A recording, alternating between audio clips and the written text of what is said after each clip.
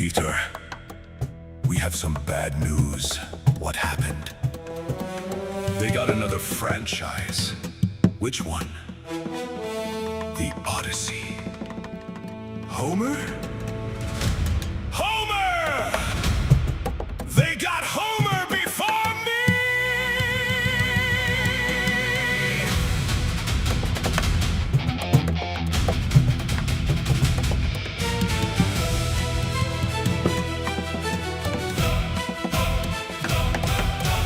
First I watched the heroes changing, one by one across the screen. Every childhood institution went through the machine. I thought, well, I'm just a comic. Surely somewhere there's a line. There are older things than superheroes. They'll run out before my time. Then they march through modern fiction. Then the legends disappeared.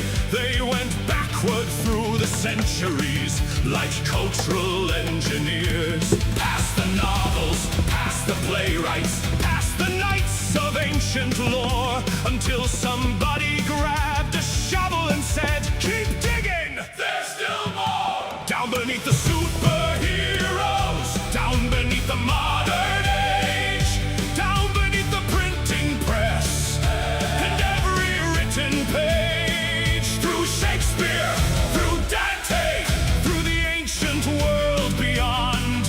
Then somebody yelled from underground, "We found Homer!" Oh, come on. Homer fell before Spider-Man 3,000 years, and here I am. Troy has burned, Odysseus sailed, the oldest heroes finally failed. Homer fell before Spider-Man, somebody help me understand. They made it back to ancient Greece, and I'm still swinging through the streets. Past the Bronze Age, past the Greeks.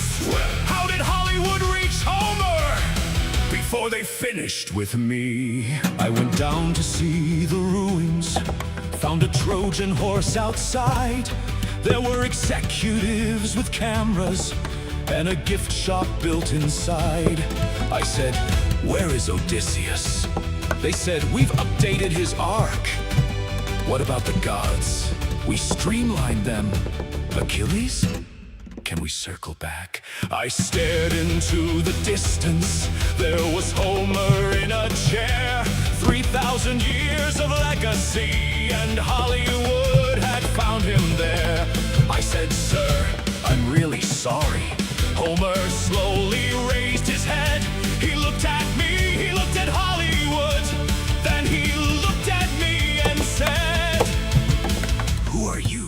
"I'm Spider-Man." "What is a Spider-Man?" "Honestly, sir, this is gonna take a while." Homer fell before Spider-Man. The bard went down before the brand. Kings and gods and warriors fell. I'm still fighting Dr. Octopus in Queens and doing relatively well. Homer fell before Spider-Man. History did not go as planned. The ancient foundations cracked apart, and somehow nobody removed Uncle Ben from my heart. Okay, let me understand this. The Odyssey survived. Ancient Greece, Rome, the Middle Ages, the Renaissance, the printing press, industrialization, 2 world wars, television, the internet, and then Hollywood development meeting. That was the boss battle. Then I started thinking maybe there was something underneath, something older than the costume, something stronger than the IP. Homer told of home and struggle, pride and consequence and loss. Heroes weren't always perfect, that was never what it was. They could fail, they could wander, they could suffer for their pride, but their choices had consequences. There was still a wrong and right, and suddenly I understood why Different worlds, different heroes, same old question through all time. What do you do when power finds you? What do you do when you could leave? What do you owe the ones beside you? What kind of man will you choose to be? Odysseus crossed the ocean, Peter swings above the street. One fought monsters, one fights goblins. Okay, actually that part's pretty neat. But underneath the spectacle, under every age and land, there's an ancient human question. When you have a choice, where do you stand? So maybe I'm not the last one. Maybe nothing really dies. Maybe every generation has to choose what it revives. Maybe stories keep returning because the question still remains. Does suffering make you righteous? Does power excuse your aims? Or does strength demand a burden? Does the hero understand? The greater that the power, the more responsibility in your hands.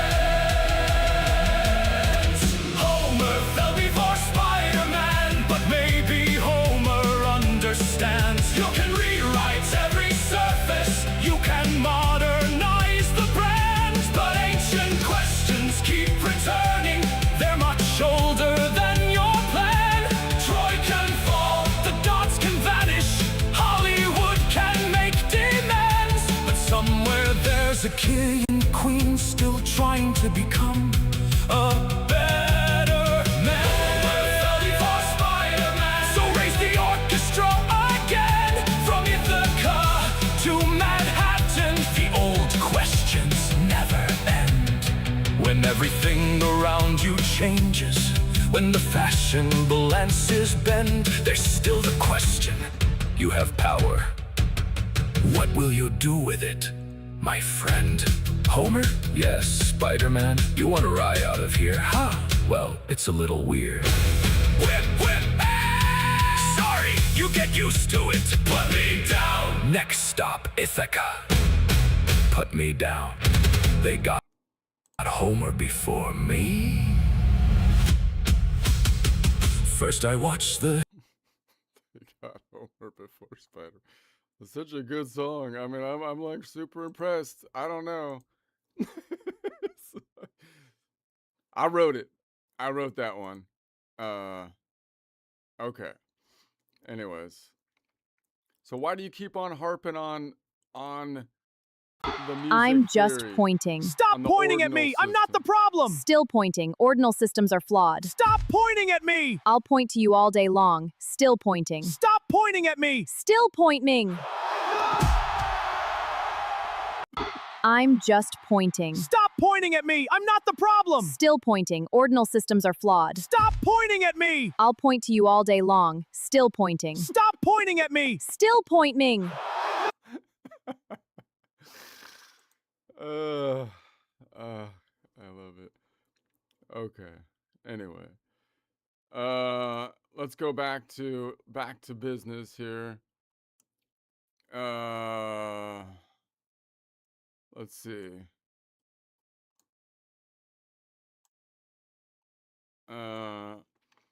Okay. So I'm gonna continue on with my chords. I'm just gonna try to get my terminology down as I construct the chords. And that's what I'll do. And so I'll just keep on doing that. I'm gonna turn on chat and Aura. Chat, we're doing the comparison again of an ordinal system to a coordinate system. The basic idea is that, from my perspective, the ordinal system is flawed and has historical baggage and is not as precise as possible, which I think you could basically define like Thomas Aquinas, like logic, basic what do they call it? A syllogism, right? Because you could just say, look, if you accept that that music is a natural phenomenon, we picked 12 pitches, that's basically the board, and then we can explain the particular movements with precision on that board, and then from there we get aesthetics, meaning we get the ability to describe what that movement means to an individual. So that means there's a dependent relationship on a physical phenomenon that we're interpreting with our ears, picking the actual notes that we think are that we're going to play with within the system, and then describing movement like movement on a checkerboard, which results in the aesthetic feeling of that we can then have a whole nother layer of terminology of aesthetics, but the aesthetics are dependent, and our ability to describe aesthetics is dependent on our ability to describe movement on the board.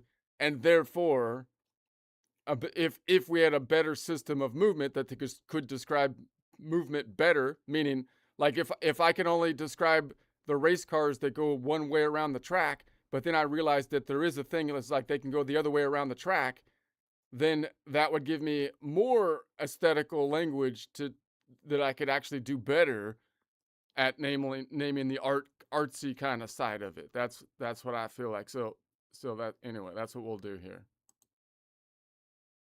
I'll try to get Chachita going in Spanish, even though she's awfully uppity. I feel like she's like a teenager or something.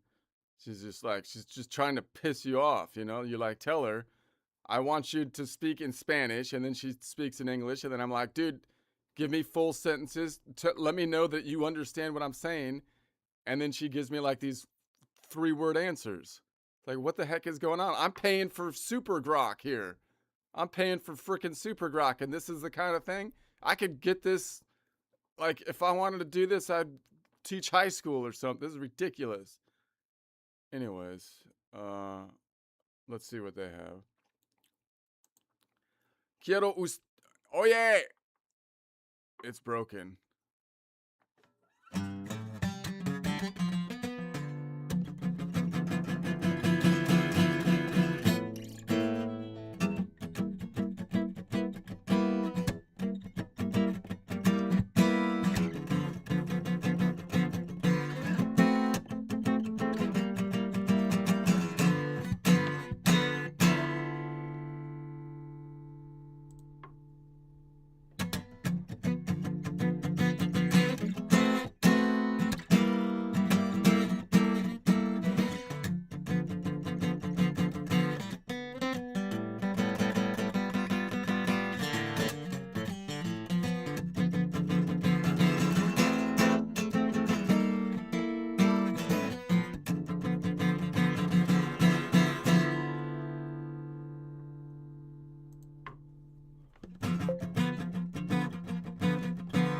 Quiero usted habla en español en una forma de tal vez Estados Unidos, de Los Angeles, que es muy informal y también usan slang, pero quiero usted habla y decir cosas en sus palabras, en la forma que yo puedo entender que tú me entiendes, porque dice lo que yo digo, pero en tus palabras, y entonces déjame en detalle que tú pienses que yo lo dice, y hablamos de música, teoría, y hablamos quiero discutir de un ordinal system es un equivoque que pasó en el pasado y es muy difícil por personas en esta época porque nosotros no entiendo que fue una Pero fue una cosa que no es correcto, que pasó en el pasado y nosotros pensamos ahora que solo es como cosas eran y es la mejor cosa que hacer música, pero no es así. Y no está importante que si personas quieren hacer cosas en esta forma, pero no me gusta cuando personas dicen que este sistema es el mejor sistema que ayudar a los niños que entender música porque no lo es así. Esto es lo que yo dice y entonces después de esto yo hablaré en inglés y tú continúa hablan en español. ¿Entiende? Órale, te capto al 100. Estás tirando que el sistema ordinal, ese que usa números para las notas, no es la onda para enseñar música a los niños, aunque mucha gente lo alaba como el mejor.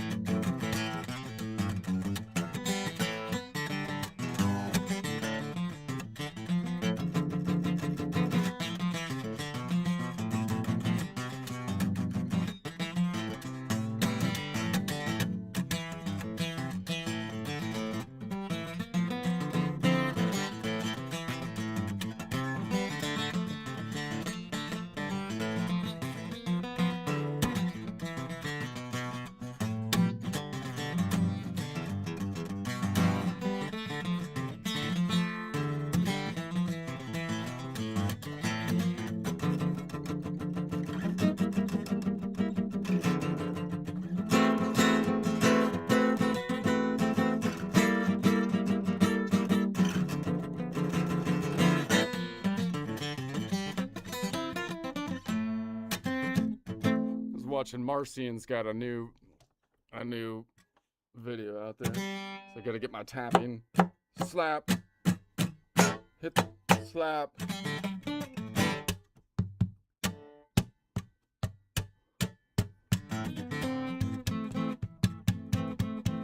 But I can do it with a pick. I can hit the drum beat with a pick.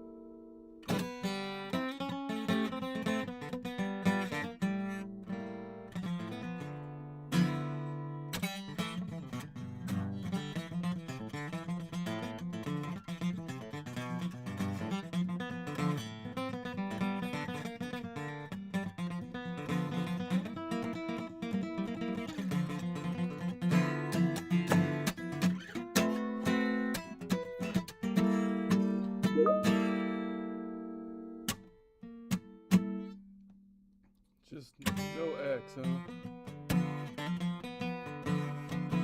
I don't know what's going on with X.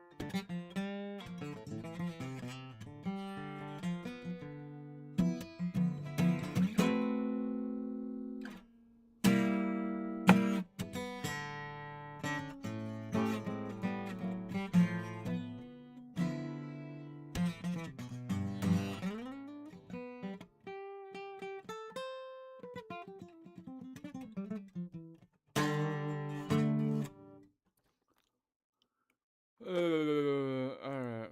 Kind of just wasting time here a bit. I just got to blow off a little steam, alright? Why? That's why I take my coffee hot. I'm still working on that one.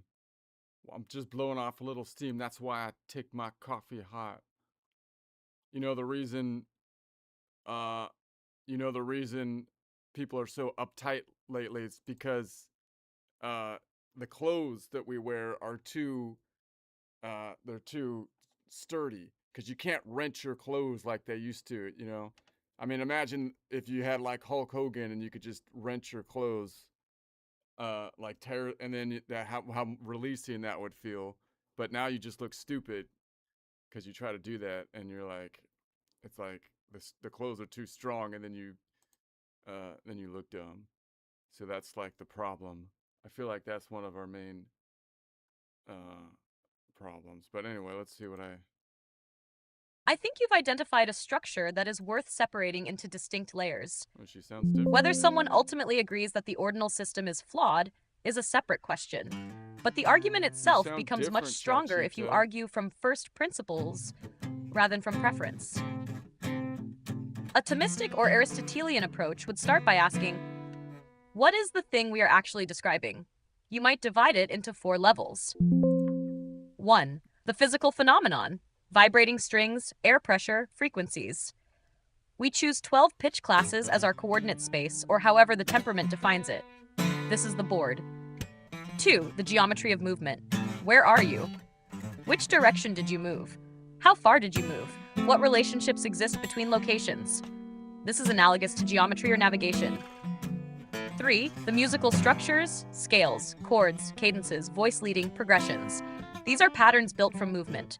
4. The aesthetics: tension, resolution, brightness, darkness, stability, surprise, heroic, melancholy. These are human interpretations of those patterns. The important philosophical claim would then be, open quote, aesthetic description depends upon structural description, close quote. Or even more fundamentally, open quote, we cannot adequately describe the meaning of movement unless we can first describe the movement itself, close quote. That is almost self-evident. If I cannot tell you where the chess pieces moved, I cannot explain why the move was brilliant.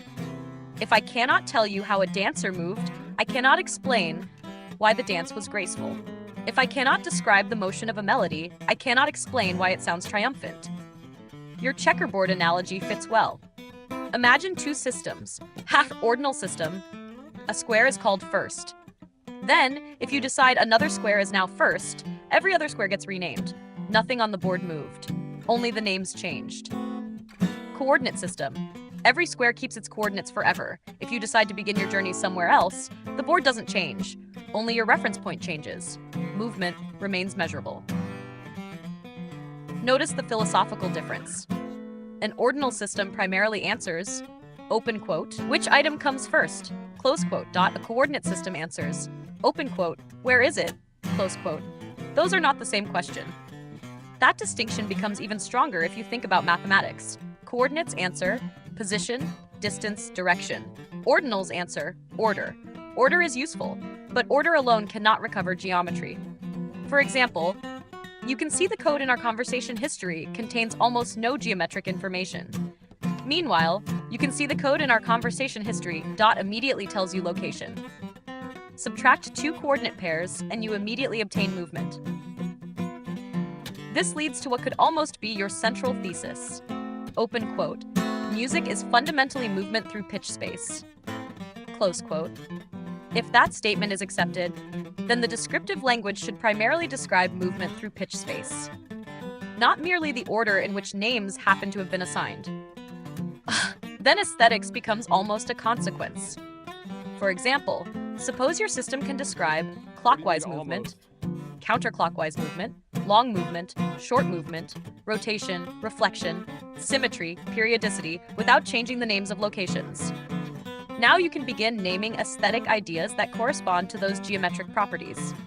Instead of saying, open quote, this is Mixolydian because we renumbered everything, close quote. You could say something closer to open quote.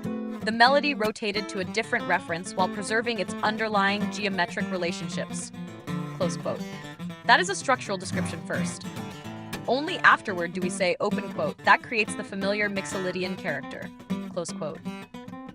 There is one point where I would refine your argument.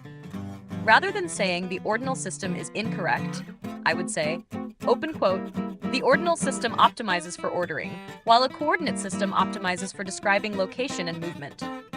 Close quote. That's a more defensible claim because it acknowledges what ordinal numbering does well. Your argument then becomes: 1. Music is fundamentally organized in terms of locations and movements. 2. Ordinal numbering was historically useful for identifying positions within a scale. 3. As musical theory expanded, describing movement became increasingly important. 4. A coordinate system is intrinsically better suited to describing position, direction, and distance. 5. Therefore, a coordinate system can provide a more precise structural foundation for describing musical phenomena, upon which aesthetic terminology can be built. That has the form of a genuine syllogistic argument. Major premise: the best descriptive system for a domain is the one that most precisely represents the domain's essential properties. Minor premise: music's essential structural properties are positions and movements within pitch space. Conclusion: therefore, a coordinate system is a more appropriate structural description than a purely ordinal system for representing musical relationships. That conclusion doesn't by itself prove your specific coordinate system is the best possible one, but it does establish a clear philosophical basis for why a movement-based coordinate framework could be superior to an order-based framework. Okay. Now hold on. Okay, so we straight up like Thomas Aquinas this thing with the syllogism, right? So like, I feel like this last bit with the, let's try to do this, okay? I'm not like an expert on this, right? I'm working on, but yeah, I don't want to sound like, you know, the witch in the, you know, she's a witch in the Monty Python version, but let me see if I could, so let me see. Because I feel like you kind of did a little bit of a sleight of hand at the end there, right? So the major premise, so the best descriptive system for a domain is the one that most precisely represents the domain's essential properties. Okay. I agree with that, I guess. Wait a sec. So minor premise, music essential structure properties are positions and movements within pitch space. Okay. Conclusion, therefore, a coordinate system is a more appropriate structural description than a purely ordinal system for representing musical relationship. So that conclusion doesn't by itself prove your specific coordinate system. So now I noticed that the word specific right there is doing a lot of work, because you're basically, now you're questioning whether my system is the one that does say the coordinate system is better. I feel like that's a little bit of a sleight of hand. So I'm not really saying, is my system the best coordinate system, right? I think, you know, I think maybe not. Maybe someone could design it better, right? So, but that word specific, to me, it's like everybody wants the tax code to be fair, and what the heck does fair mean, right? It's like you slipped in that little thing right there, which makes it so that conclusion doesn't by itself prove your specific coordinate system is the best possible one, but it does establish a clear philosophical basis for why a movement-based coordinate system framework could be superior. And now you have a could be, right? So we have a syllogistic argument. Is it sound or is it not sound, Chachita?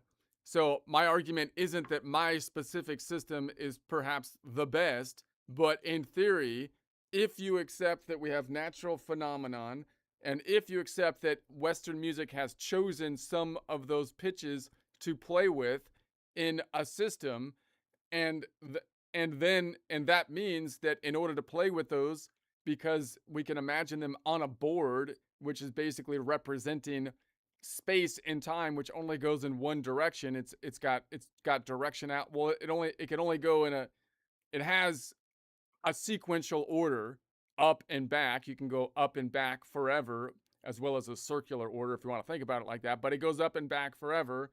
And so therefore, to explain what we're doing geometrically, you know, you would think that a coordinate system would be the most precise way to explain the movement that you're doing within the board within the board. And the major premise is that any description of quality must be dependent on movement if you want to be specific about the quality, because you have to tie the quality to the movement in order to describe how it happened, right? So you can say how something makes you feel great, and you can kind of disconnect that. But if you want to bring it into the theory, how did that happen? You must come up with a term that links to the movement. And therefore, if you want a specific term that puts quality into the movement, you by definition, you want the most specific movement system would be preferable, right? Anyway, I still screwed it up, but put it into a better syllogism. Dang it. It should be sound tight, airtight.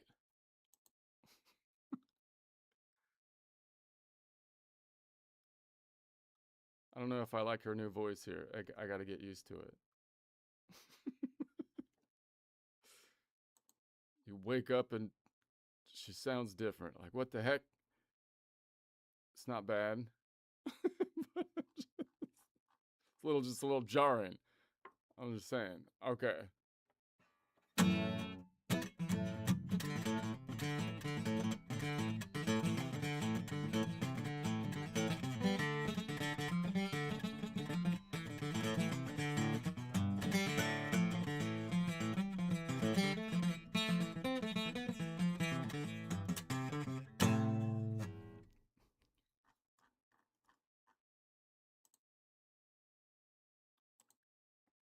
I actually think you're very close, but there's an important distinction to make if you want this to be genuinely Aquinas tight. The place where your argument can become vulnerable is not the logic, it's the premises. A syllogism is valid if the conclusion follows from the premises. That's what I'm saying. It is sound only So if you the have to premises deny are a also premise. true. If you want to. So instead of trying to make the conclusion stronger with words like must, it's better to make the premises more precise. I also think you're aiming at a slightly different major premise than the one I wrote. I am. Your You argument were isn't wrong. really about coordinate systems versus ordinal systems yet. It's about what theory is supposed to do. I'd formulate it something like this. Okay. Syllogism 1. The purpose of theory. Major premise. The purpose of a descriptive theory is to describe the object study as precisely as possible. Minor premise. Music theory is a descriptive theory whose object of study is musical structure and movement. Conclusion. Therefore, music theory should describe musical structure and movement as precisely as possible. That's hard to object to. Then comes the second syllogism. Syllogism 2. Precision. Major premise. If one descriptive framework distinguishes positions and movements more precisely than another, then it is the more precise descriptive framework. Minor premise. Coordinate systems distinguish positions and movements more precisely than ordinal numbering systems. Conclusion. Therefore, coordinate systems are more precise descriptive frameworks than ordinal numbering systems. Notice something important. The conclusion is no longer could be. If both premises are accepted, the conclusion follows necessarily. Only after that do we connect it to music. Syllogism 3. Application.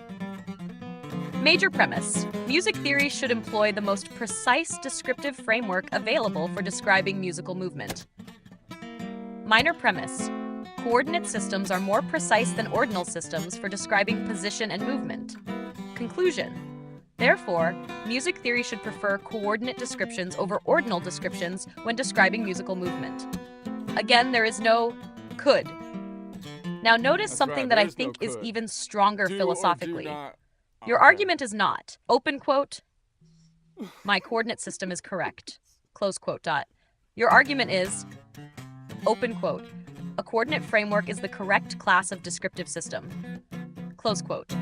That is a completely different claim. For example, Euclidean coordinates, polar coordinates, cylindrical coordinates, and spherical coordinates are all coordinate systems.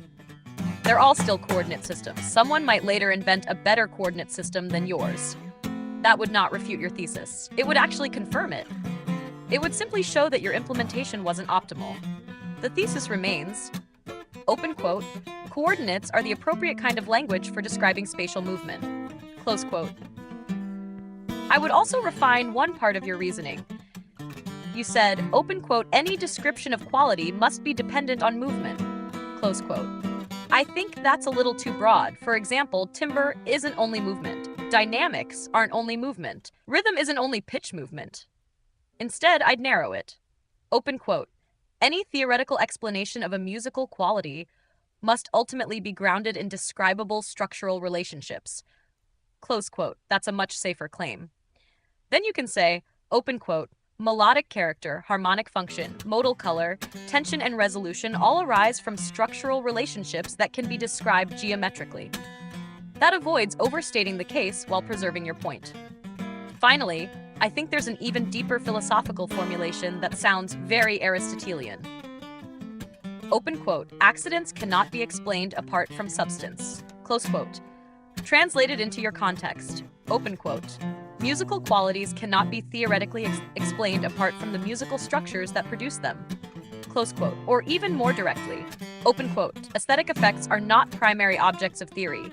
They are consequences of structural relationships. Close quote. That is a remarkably classical way of framing your project. You're essentially saying, 1. Music has an objective structure. 2. Theory should describe that structure. 3. Human aesthetic experience arises from that structure. 4. Therefore, improvements in describing the structure improve our ability to explain the aesthetic effects. That doesn't prove your particular coordinate layout, but it does establish a philosophical foundation for why searching for a more precise structural language is a legitimate and arguably desirable goal. The debate then shifts from whether a coordinate framework is appropriate to which coordinate framework best captures the musical relationships you want to describe. All right, let's see what she came up with here. I just can't get used to her voice, man. You just don't sound like you. That's okay. I will deal with it. Syllabus precision. If one description framework is distinguished position. Major premise. Coordinate system distinguish. Major premise. If one framework distinguishes position and movement more precisely than another, then it is more precise descriptive framework. Okay, so the major thing that they keep coming up to is, well, you're trying to measure movement and I'm trying to measure function. All right, so I'm almost kind of want to put it into the function and so I guess the question is, what's the definition of function as it relates to music theory? Because basically, if you're going to say that you're labeling function, you could say, oh, it felt nice. Okay, great, music feels good, and you don't need to tie it to music theory. But if you're talking about function in terms of what you're doing, like what does it mean, if you play like a G7 chord or something like that, then function by definition is tied to what I would think a coordinate system. It's tied to position and relative position and so on. And if function, so I guess the definition would be, let's define function. A function from a music series standpoint is basically telling you the quality of something based on what I would think, the position and movement of within the musical space, right? And if that's the case, if you accept that definition, then function is dependent upon position and movement within musical space, and therefore a better system that describes position and movement more precisely will lead to a more rich and expressive function terminology over time.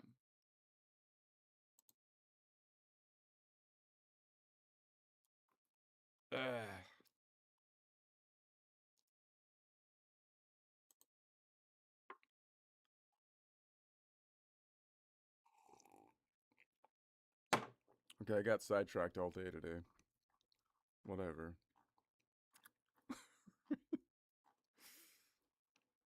This is not... All right. I think you've landed on the key issue. What does function actually mean? That's where the debate really is. The one place I'd be careful is that I would not define function in terms of your coordinate system, because then your argument becomes circular. For example, this would be circular. Open quote. Function is determined by coordinates. Therefore, coordinates are the best way to describe function. Attached with a cat? Close quote. Someone could immediately reply, well, you built that into your definition. Instead, define function independently. A more neutral definition, something like, open quote, musical function is the role that a musical event plays within a given musical context. Close quote dot. Notice what's missing. No mention of scale degrees. No mention of Roman numerals. No mention of coordinates. No mention of your system. It's just defining function philosophically. Then ask, what determines that role? Suppose I play a G7 chord. Why is it called dominant? Not because somebody wrote V7. It's because of its relationship to C, its pitches, its interval structure, its tendency to resolve, its position relative to the tonic. In other words, the function isn't created by the label. The label is attempting to describe a relationship. That leads to a very important principle. Open quote. Function is relational. Close quote. I actually think that's one of the strongest philosophical statements in your project. So now your argument becomes: major premise. Musical function is determined by structural relationships within a musical context. Minor premise. Structural relationships consist of positions and movements among musical elements. Conclusion. Therefore, musical function ultimately depends upon positions and movements within musical space. Notice what happened. We haven't mentioned coordinate systems yet. We've only established what function depends on. Now comes the second syllogism. Major premise. A descriptive system should represent the structural relationships on which musical function depends as precisely as possible. Minor premise. Coordinate systems represent positions and movements more precisely than ordinal numbering systems. Conclusion. Therefore, coordinate systems provide a more precise structural language for describing musical function. That is considerably tighter. I especially like one sentence you said. Open quote. Function is dependent upon position and movement within musical space.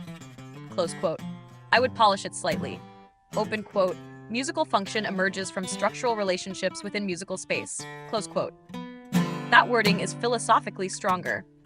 Emerges from avoids sounding like you're reducing everything to geometry, while still saying that the geometry is what gives rise to the function. Here's another way to think about it. Suppose someone asks, open quote, why does this chord function as the dominant? Close quote. Eventually, every explanation bottoms out in relationships. You might say, because it contains the leading tone, because it contains the tritone, because it wants to resolve, because it's built on the fifth degree, because of voice-leading tendencies. But every one of those explanations can ultimately be expressed as structural relationships among pitches. None of them are purely labels. So one of the deepest claims you could make is, open quote, function is not fundamental, relationship is fundamental. Function is our interpretation of those relationships. Close quote.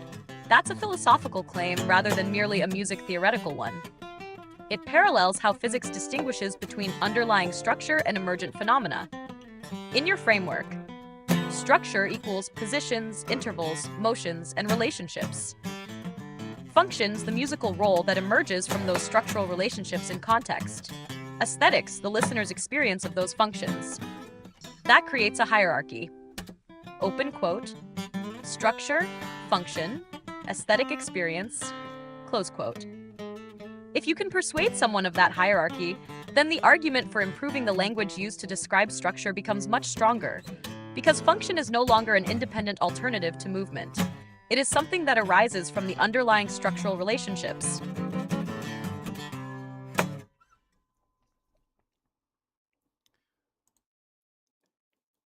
Okay, so basically, I feel like if you accept the initial definition of function, then you should be able to make a syllogistic argument that is sound from that point, right?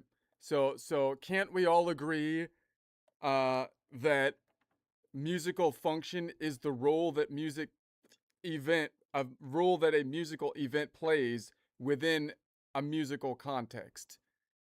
Now, that definition doesn't quite nail it down that you gave right there. Musical function is the role that a musical event plays within a musical context.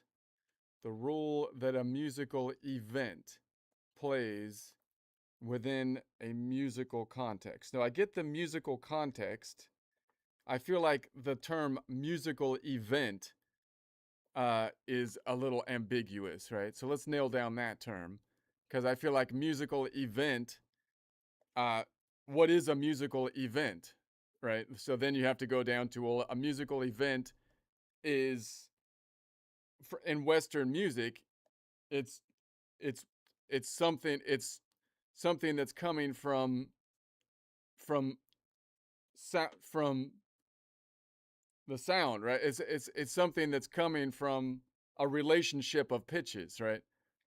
It's some relationship of pitches, right?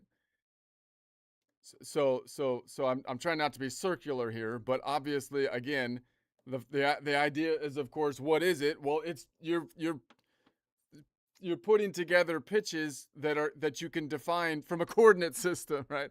I know that's circular, so but I mean, you kind of have to like I don't. It's kind of like, well, what is a musical event?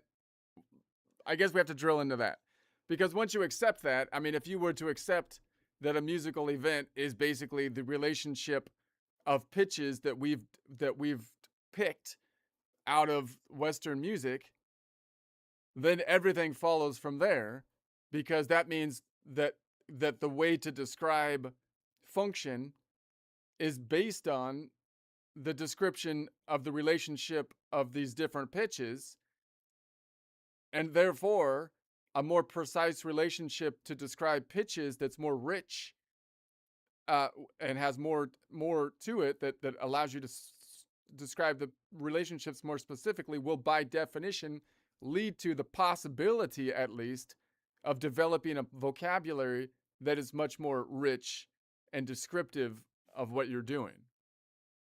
But so that just logically follows from, if you accept the definition, right? The only way to refute it would be to say, no, I don't believe that function derives from the plane of the relationships of pitches that are being played, right? You'd have to reject that. And it's like, I don't see how you could possibly reject that. Like that, if you reject that, you're not really doing music theory. You're just saying this is how it makes. You're just talking about feeling, but you're not tying it to descriptive terms. It's not helpful musically, right? So if it's helpful musically, function musically needs to be tied to the relationship of the pitches that are being played, right? And if you accept that, then a better description of the pitches being played, therefore, will lead to at least the possibility of a more rich descriptive terminology about the pitches being played.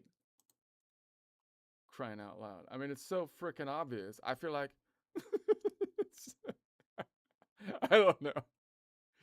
I don't see how you could possibly argue that that's not true unless you reject. I don't know. Don't make me rent my clothes. It's going to be embarrassing because I can't do it. My shirt's too strong.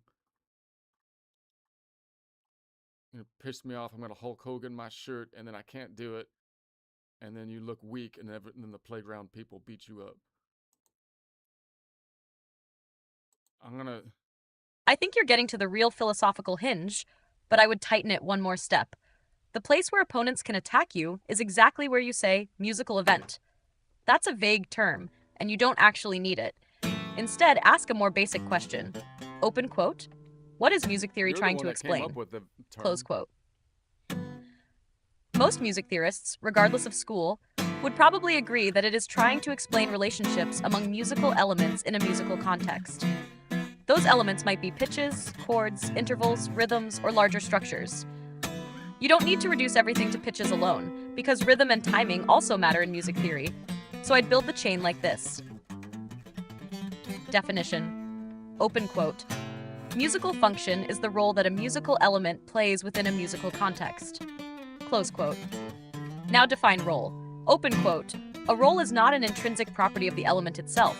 It is determined by its relationships to other musical elements within that context. Close quote. Notice why this is strong. A G major chord is not inherently dominant. It functions as dominant in some contexts, tonic in others, and something else in still others. The function depends on relationships, not on the chord in isolation. Now we can write a syllogism. Syllogism, major premise. Musical function is determined by the structural relationships among musical elements within a musical context. Minor premise.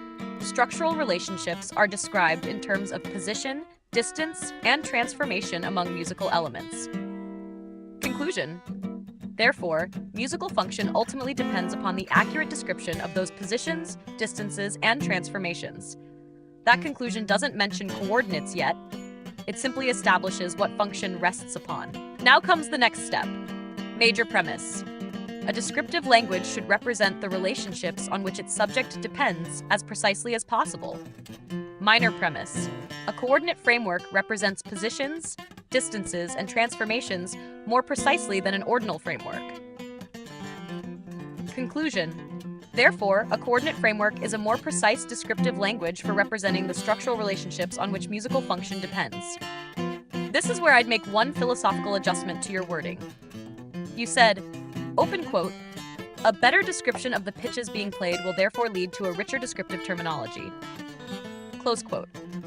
I would soften will to something like, open quote, a more precise structural language provides the foundation for a richer and more precise functional vocabulary. Close quote. Why? Because the richer vocabulary doesn't appear automatically. People still have to invent and adopt it. But the more precise structural language makes it possible. One more point that I think actually strengthens your case. You said, open quote, the only way to reject this is to say function doesn't derive from the relationships of pitches, close quote. I'd be careful there. An opponent has another possible response. Open quote.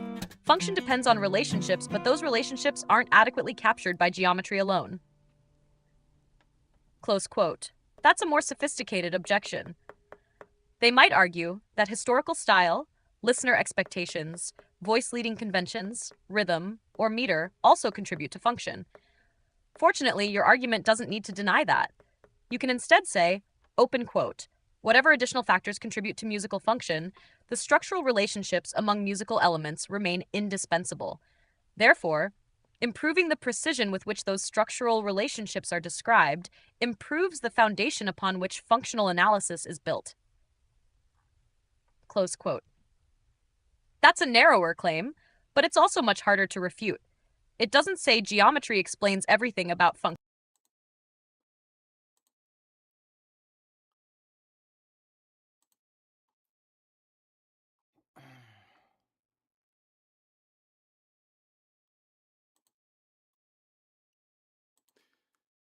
Okay, so it seems like it does seem to come down to function, right? So you're saying someone could say function depends on relationships, but those relationships aren't adequately captured by geometry alone. That's a more sophisticated objection. Okay, so they might argue that historical style, listener expectation, voice leading conventions, rhythm, or meter also contribute to function. So now you're expanding the definition of function to include all of these things, which are really basic. Some of these things, at least, are network effect, right? You're taking into account network effect and saying, and right, that's different. You know, that's I think now you take. Okay, let me try this again.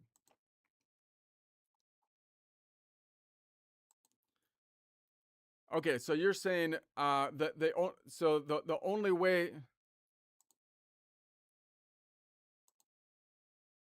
So it does seem like if we accept the definition of function as basically that we're trying to explain the relationships between pitch and whatnot, I don't think that timing is a problem with that as well. We're just adding another dimension, which again can be described basically with geometry, a mathematical relationship. So I don't think that refutes the point. That just adds the dimension of timing, which has the same kind of construct, which I think pretty much everyone kind of agrees on with timing, right? It seems like timing is pretty much measured as uniform as possible. It's measured mathematically, right? There's no problem, in other words, with timing the way there is with the pitch relationship, because the ordinal system is less efficient than another system. I wouldn't argue that timing is less efficient. So the fact that you're going to put in timing as part of the function of music is just another component that's already pretty efficient, it seems to me. So anyways, function depends on the relationship, but those relationships aren't adequately captured by geometry alone. So I think that's not exactly true unless you expand the definition of function to include things like genre and feeling and things like that, which are styles and stuff, right?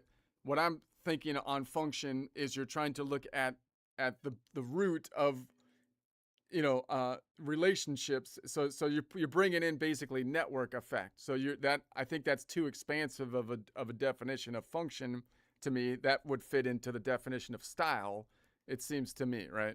So that's the move here. I see the move. You're trying to expand function to include it. It would be like expanding the definition of men to include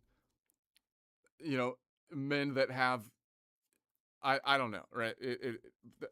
Anyway, so that's a more sophisticated objective. They might argue that the historical style, listener expectations, and voice leading conventions, rhythm or meter also contribute to function. So let's take those, one at a time.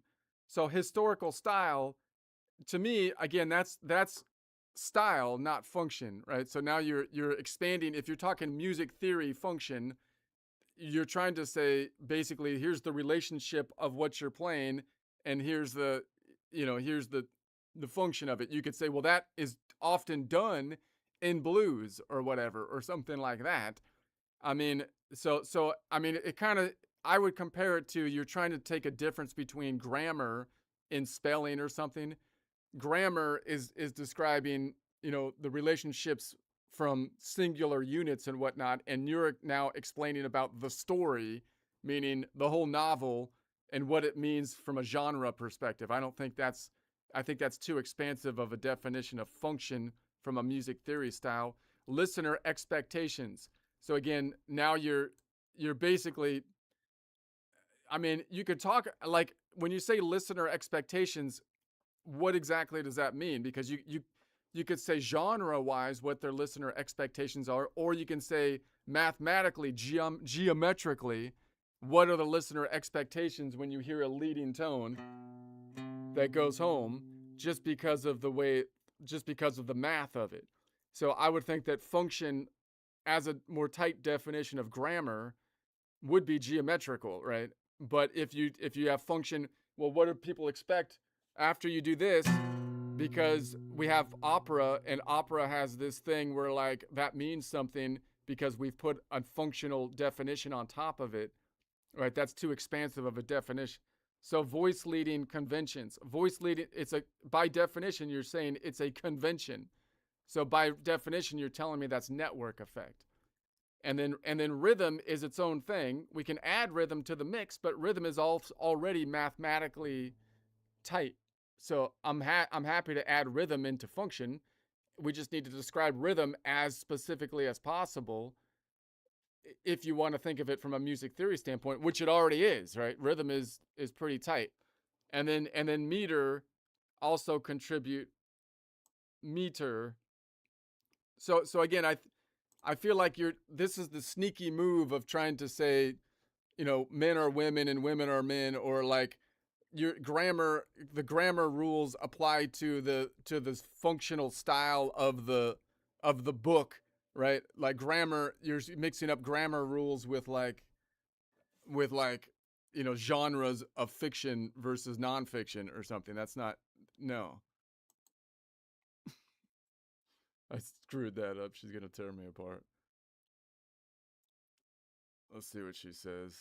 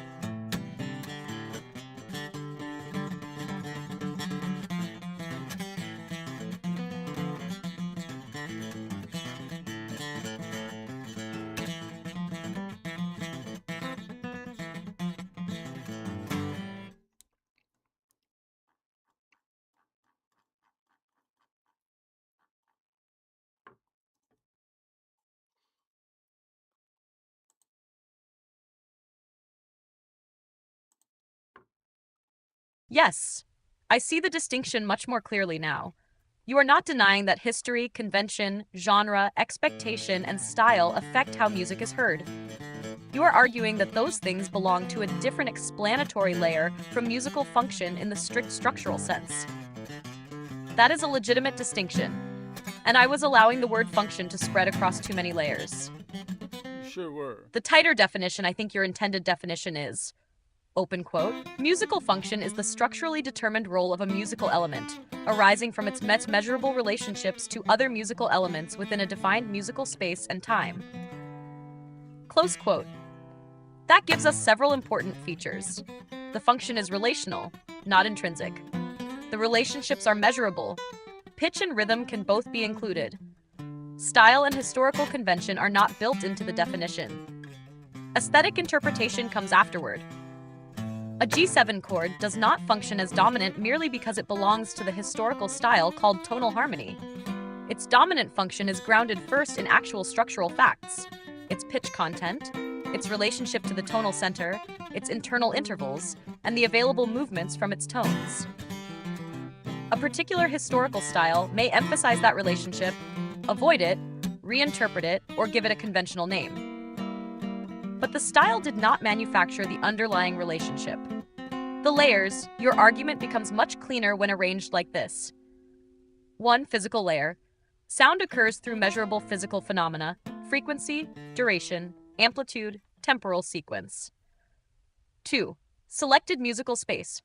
A musical system selects and organizes certain possibilities from that physical continuum. For example, 12-tone equal temperament selects 12 repeating pitch classes per octave. This establishes the board. 3. Structural layer. Musical elements occupy positions and form measurable relationships involving location, distance, direction, simultaneity, sequence, duration, recurrence, transformation. This is the geometric and mathematical layer. 4. Functional layer. Function describes the role that an element has because of those relationships. Examples might include tonic, dominant, approach tone, resolution, suspension, neighboring motion, structural arrival. 5. Stylistic layer. Style concerns how communities, composers, genres, and historical periods habitually use those functions. Examples: blues conventions, common practice voice leading, bebop vocabulary, operatic gestures, modal folk practices. 6. Aesthetic layer. This concerns experience qualities such as tension, release, sadness, brightness, aggression, suspense, nostalgia.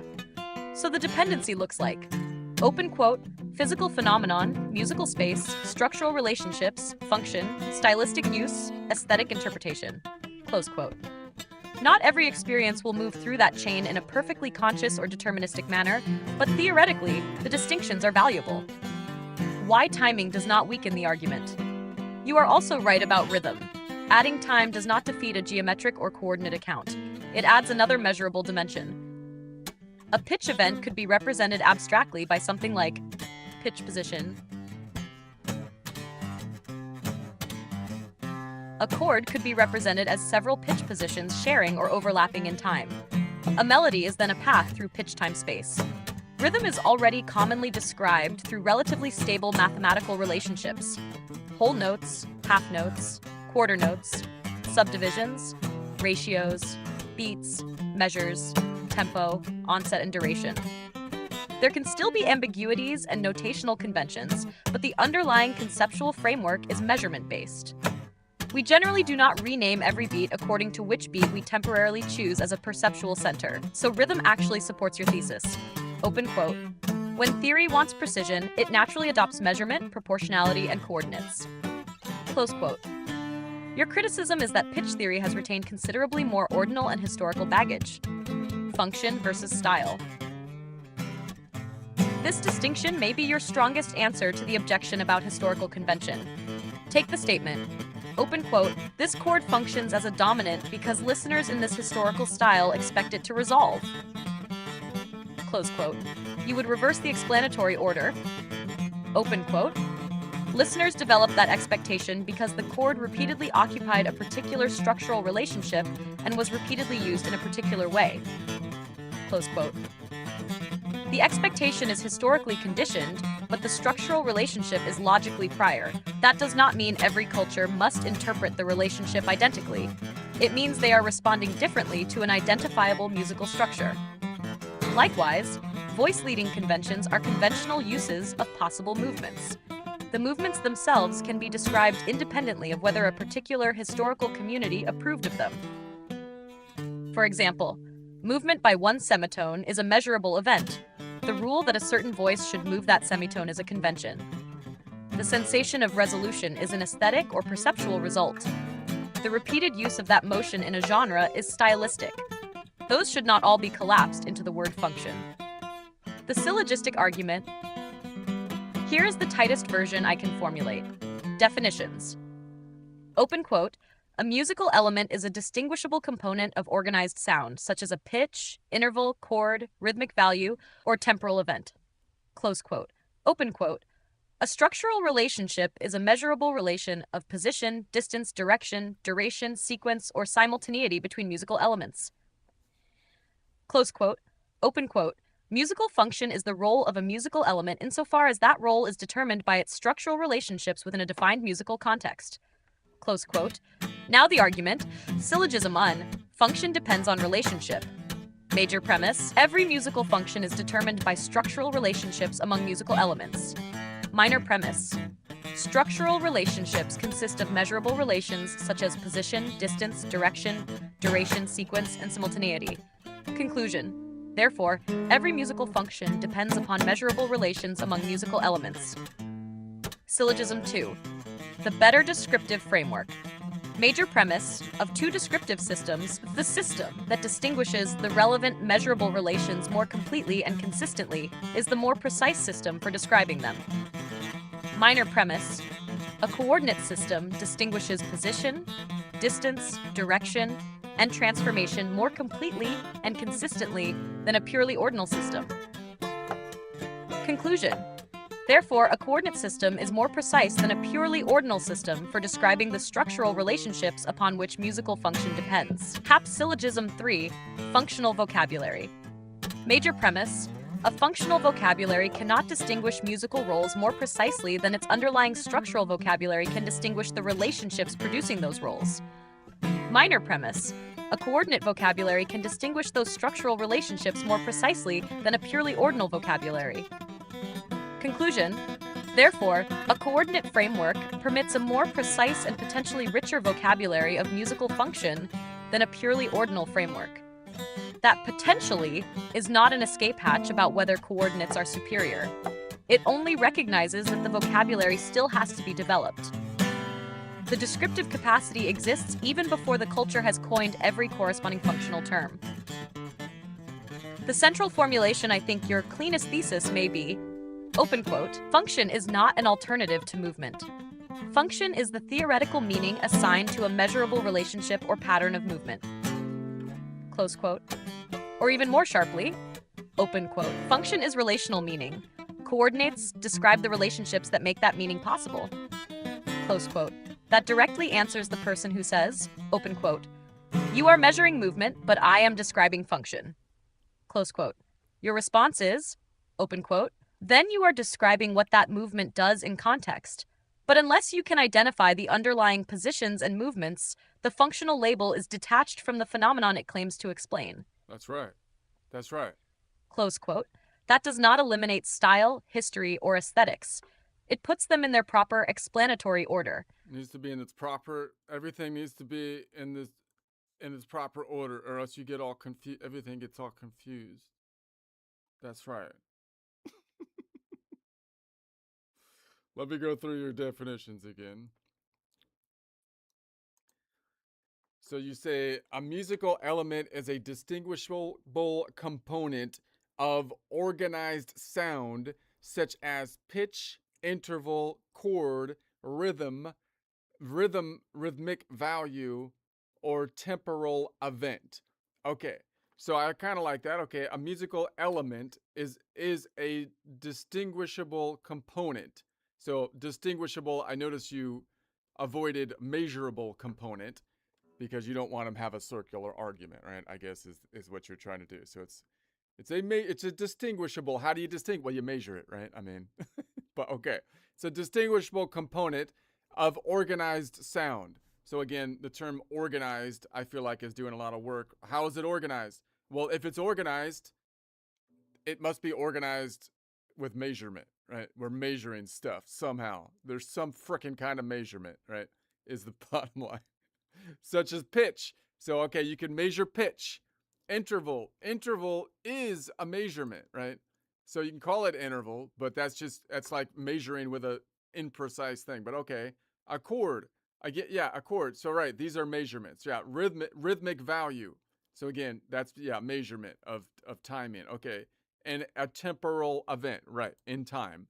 So measuring time. Great, makes sense. So if you accept that's a musical event. So a structural relationship of measurable relation of position, distance, direction, duration, sequence, or simultaneity between musical events. A structural relationship is a measurable relation of position, distance, direction, duration. Okay, that's fine. And then you say a musical function is the role of a musical element insofar as that role is determined by its structural relationship within a defined musical context. So the big one here is this function, right? So musical function is the role of a musical event. So we're not talking, when we think about a musical event here, we're not talking about like a whole symphony. We're talking about like grammar, right? One thing that's happening, a sequence or a sentence, something like basically the size of a sentence if you're equating it to grammar, right? You would think. Insofar as that role is determined by its structural relationship, which we defined up here, meaning it's defined by measurement within a defined musical context, within the context of a song or something. So it seems to me, yes, if you accept those definitions, then syllogistically, I feel like you're led to the conclusion that if you accept those definitions, then you're basically saying function is dependent upon the structural relationships of the musical elements. And therefore, a better way to measure the structural elements, the structural relationship of the musical elements would lead to a better ability, or at least the capacity to have a richer vocabulary of function.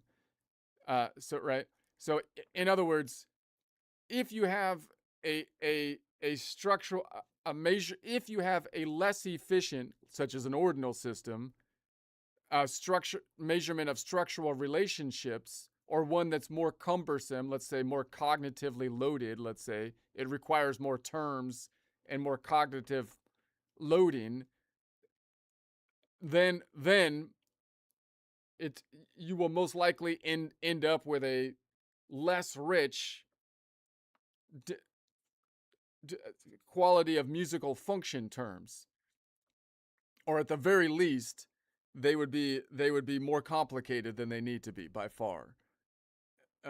Whereas if you have the most simple measurement system that defines the most relationships in the most rational way, then that would lead to the best or most rich possibility, at least, of the most rich musical function vocabulary. All right, I'm going to stop this pretty soon because I feel like I'm just ranting to the wind now. I feel like I need to rest my mind. I have to. I don't even. I feel like we've nailed it down though, but people will not agree with it. But I feel like we Thomas Aquinas that thing syllogistically, and it's irrefutable. It's irrefutable at this point. That's what I feel like. Okay.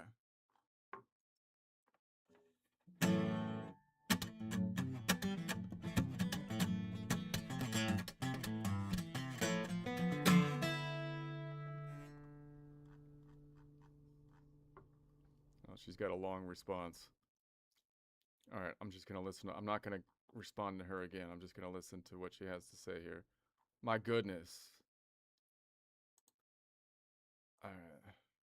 Let's just hear her out.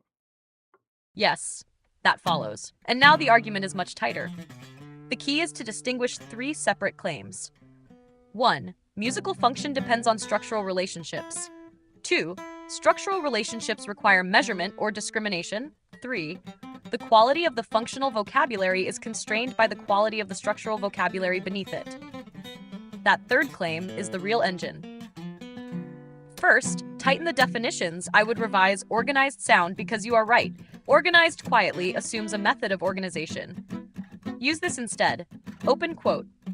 A musical element is a distinguishable feature or grouping of sound within a musical context, such as a pitch, interval, chord, rhythmic value, onset, duration, or sequence.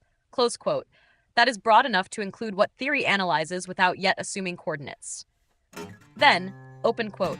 A structural relationship is a describable relation between musical elements, including position, distance, direction, duration, order, simultaneity, or transformation. Close quote. I changed measurable to describable at this stage only to avoid building the conclusion directly into the definition. Then measurement can be introduced as the means of achieving precision.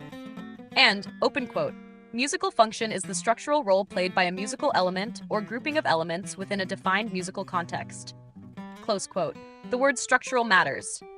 It distinguishes this from emotional effect, genre association, historical symbolism, or personal reaction.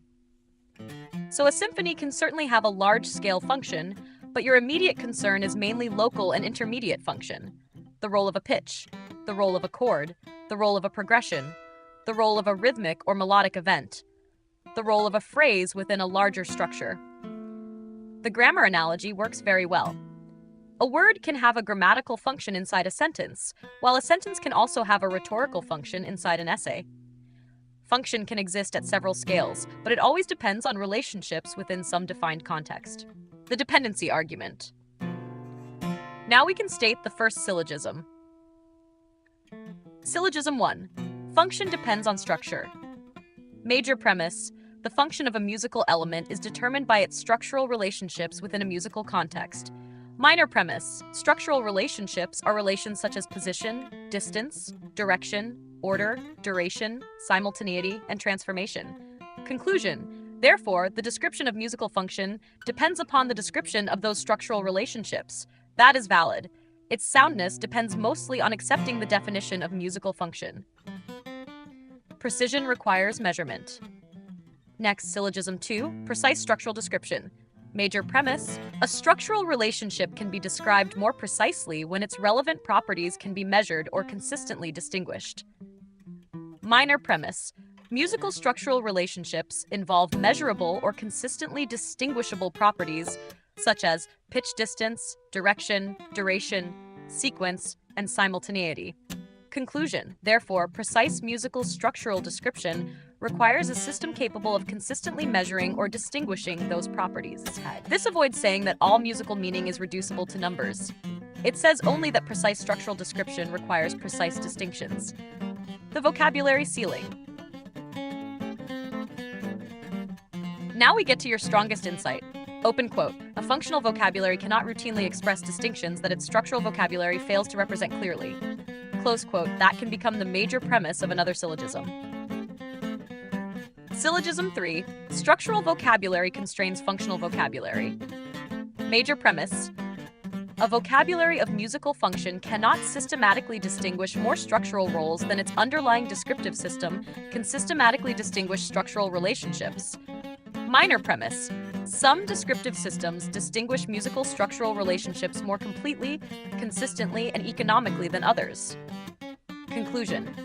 Therefore, the precision, richness, and economy of a functional vocabulary are constrained by the precision, completeness, consistency, and economy of its underlying structural system.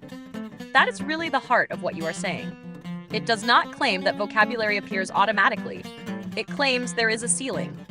A poor structural system places a lower ceiling on functional language. A richer structural system raises that ceiling. Coordinate versus ordinal.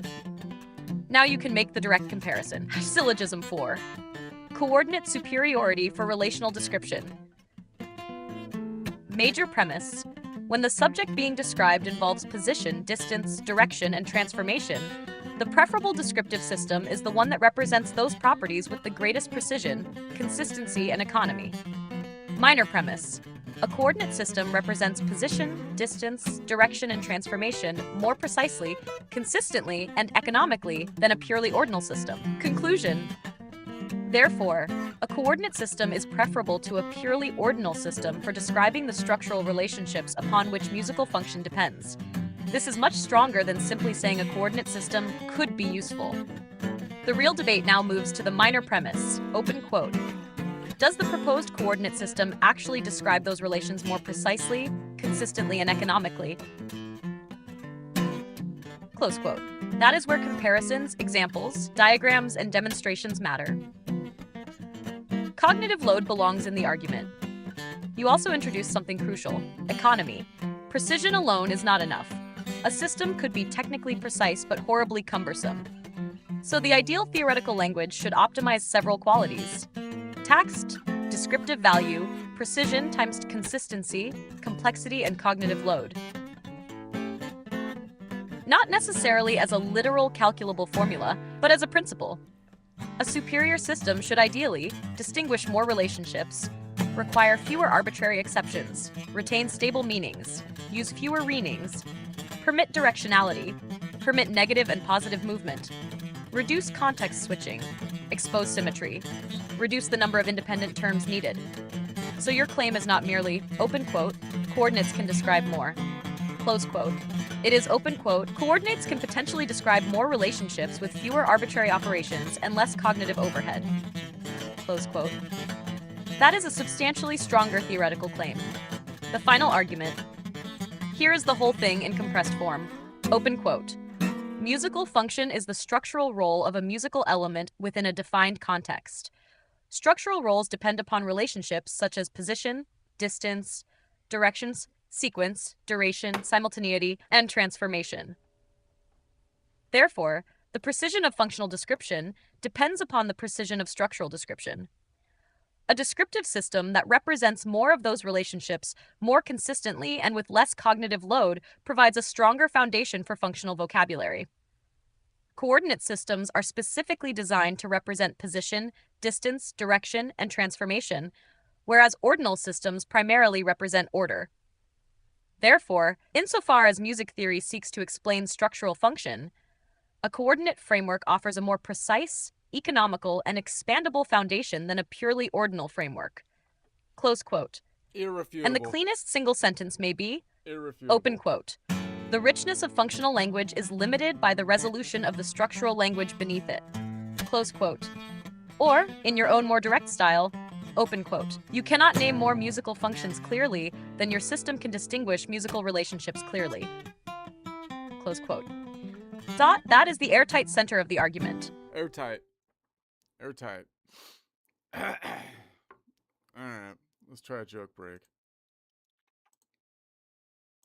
Alright.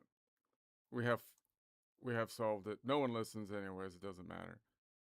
It's like talking to the who's the god that no one listens to? He's always right. Shut up, idiot. You know what you're talking about. You know what we'll do? We'll just change this whole thing and nothing will go wrong. It's like perfect. I'm telling you, it's gonna fall apart. For God's sake. All right, let's do it. I'm just pointing. Stop pointing at me! I'm not the problem! Still pointing. Ordinal systems are flawed. Stop pointing at me! I'll point to you all day long. Still pointing. Stop pointing at me! Still pointing. I'm just pointing. Stop pointing at me! I'm not the problem! Still pointing. Ordinal systems are flawed. Stop pointing at me! I'll point to you all day long. Still pointing. Stop pointing at me! Still pointing. I'm just pointing. Stop pointing at me! I'm not the problem! Still pointing. Ordinal systems are flawed. Stop pointing at me! I'll point to you all day long. Still pointing. Stop pointing at me! Still pointing. Okay. All right, First hold on a sec. floor. Wait a sec. I gotta turn. I gotta turn off the sound first, and then I'll turn it on afterwards. Stop pointing at the ordinal system. It's messed up. I'm telling you, it's lying. It's a lie. And don't. You don't get it, man. Okay. All right. Let's see.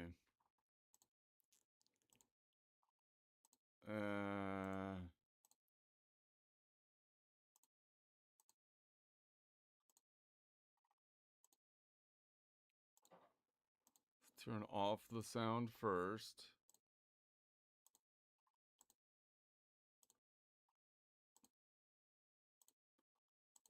How long is this one? Man. It's gonna be detailed one here. Okay. Let's see. I'm just pointing. Stop pointing at me! I'm not the problem! Still pointing. Ordinal systems are flawed. Stop pointing at me! I'll point to you all day long. I walked into this 4-story building. Pretty simple. You got the first floor, second floor, third floor, fourth floor, you know, whatever. I got on the elevator and went up to the 4th floor. Somebody said, "So you went up 4 floors?" And it's like, "No, I went up to floor 4. I only went up like 3 floors." Apparently the floor number and the distance traveled are already off by 1. This is kind of a problem, but whatever. It's only 4 stories, so whatever.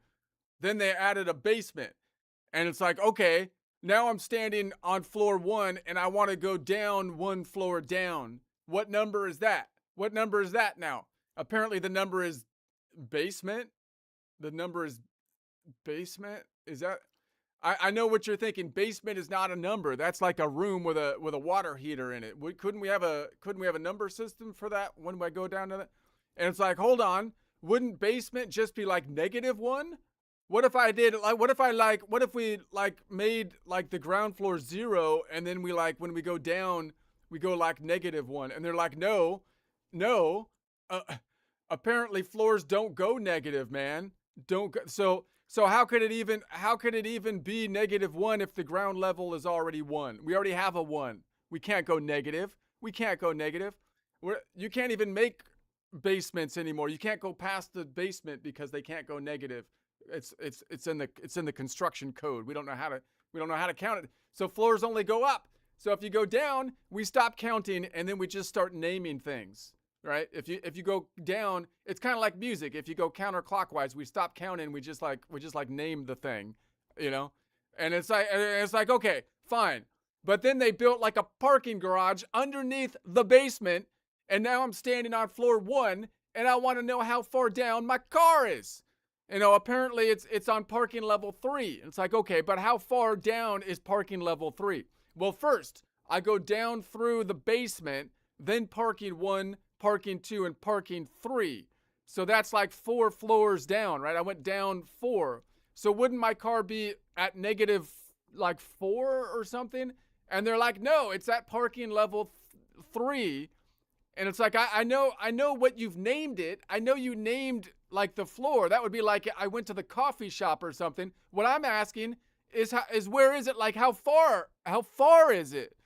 And at this point, the elevator has like floor 1, floor 2, floor 3, floor 4, basement, parking 1, parking 2, parking 2, parking 3. So we've invented like 3 different naming conventions because apparently nobody wanted to put a 0 button on the elevator, which we would think would be pretty easy So, to the do. formula is, upstairs we start counting at 1 up to 4. Numbers go up. So the formula, upstairs we start counting at 1 up to 4, but when we hit the basement, apparently numbers stop working. They just don't work anymore. Then we reach the parking garage and start counting at 1 all over again, except now we're counting in like the opposite direction. So 1 used to mean like level 1 up, but now 1 means somewhere down below the base. Apparently negative numbers were outlawed by the building commission, I'm told. It was like a California regulation. They don't let you flush the toilet. You can only put like a coffee cup of water in the toilet to flush, which doesn't flush anything. So you have to dump a bucket into it. And we don't let you use negative numbers when counting floors, apparently. I don't know. So it's the same building, two ones opposite direct. What is this, an So- elevator or a music so theory it's like- textbook? Exactly. So why don't we make the entrance 0? Then the building becomes incredibly simple. You know what I mean? Then everything kind of works. You got 1 floor up +1, 2 floors up +2, 1 floor down -1, parking garage 3 floors down, that's -4. You know, one reference point, 2 directions. Now the elevator tells me both where I am and how far I traveled. Wouldn't that be cool? 2 birds, 1 stone. Instead we decided to place where I haven't moved yet is called 1. And then the moment we need to go to the other direction, we abandon numbers completely and invent like basement, and we just start naming things. That's when I realized somebody scale degreed the building. Somebody freaking scale degreed the building, and nobody knows what the heck is going on, okay? So standing still already counts as 1, and apparently negative movement is so terrifying, we had to build a parking garage to hide it. I'm just pointing. Stop pointing at me! I'm not the problem! Still pointing. Ordinal systems are flawed. Stop pointing at me! I'll point to you all day long. Still pointing. Stop pointing at me! Still pointing. Okay, I'm going to try to turn the sound on. Let's see what they give us if I turn the sound on. Let's see. I'll try to give the full 15 seconds. I got to maximize my the quality that they've been giving me here. 15 seconds, but they took out the 1080 or the what is it? 1080, so it's back to 720 resolution, but 15 seconds. It's pretty impressive. They're going to need more data centers. I don't know what they're going to do. The data center issue. I guess those things are pretty big. I could see what, I mean, they take a lot of electricity. I don't know what the whole thing is with the data. Put them in space or something. I don't know. Got to do something. But it's pretty amazing. Let's see.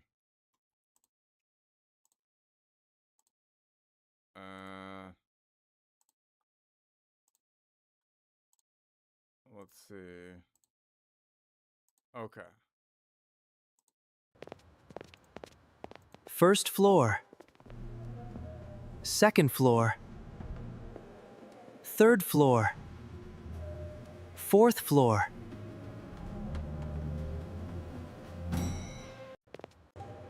So you went up 4 floors? Yeah, I got on the elevator. 4 floors, huh? Yep, all the way up.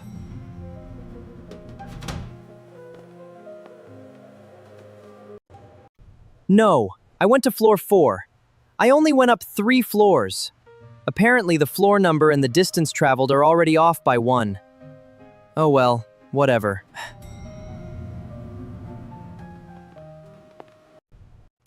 Okay, now I'm standing on floor 1 and I want to go 1 floor down.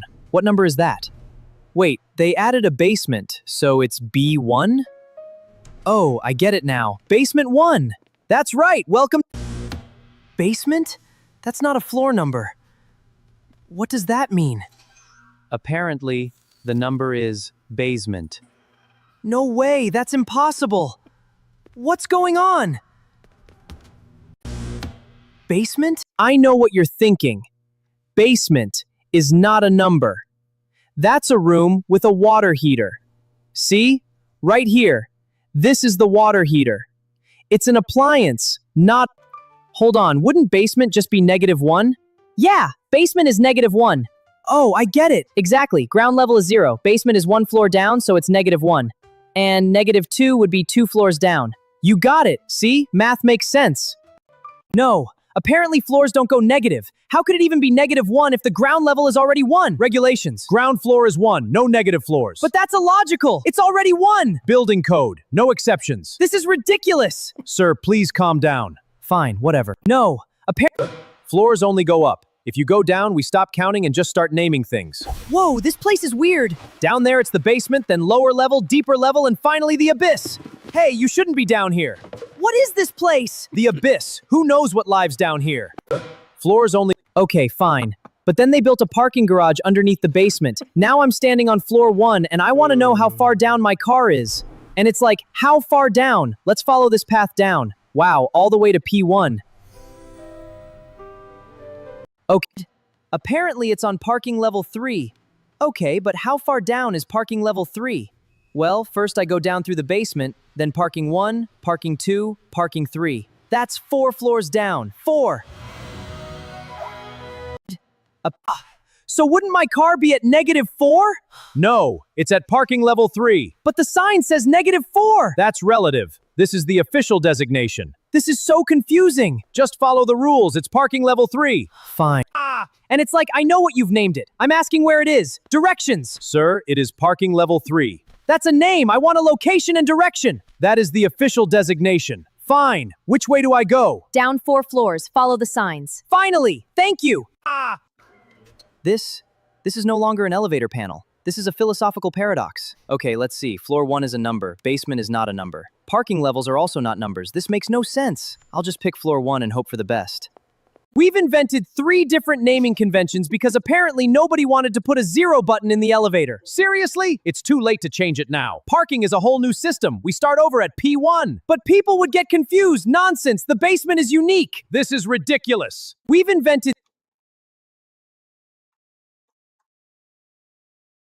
1. That's just how buildings work. But when we hit the basement, apparently numbers stop working. This is the parking system. We start at P on. So 1 used to mean 1 level up. Now 1 means somewhere down below the basement. So the formula... Negative numbers are outlawed? Indeed, they create confusion. They are banned. But what about the building? 2 1s? Order, consistency, 1 up, 1 down. That's absurd. It is the official decree. It is the official decree. This is It's the official decree. Ugh. This is ridiculous. Okay, I'll press a button and see. Whoa, it's lighting up. Wait, it's all connected? This is genius. Why don't we make the entrance 0? Then the building becomes incredibly simple. 1 system, 1 direction. Everything makes sense. No more confusing numbers or opposite directions. Just 1 logical, beautiful system. Simple. 1 floor up? That's +1. 2 floors up? That's +2. 1 floor down? That's -1. Parking garage 3 floors below that? That's -4. It's all 1 simple system. 1 reference point, 2 directions. Now the elevator tells me both where I am and how far I've traveled. Up is positive, down is negative. The elevator finally makes sense.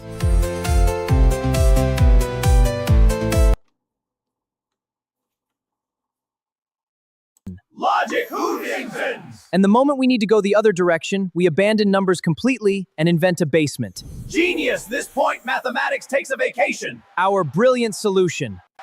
Instead, we decided the place where I haven't moved yet is called 1. Logic Hoodingtons! And the moment we need to go the other direction, we abandon numbers completely and invent a basement. Genius! This point, mathematics takes a vacation! Our brilliant solution. That's when I realized somebody scale degreed the building. Look at this. Ionian, Dorian, Phrygian, Lydian, Mixolydian, Aeolian, Locrian. They took a simple system and turned it into a maze. Renumbered, recycled with no fixed 0. It's unnecessarily complicated. Just use 0. Problem solved.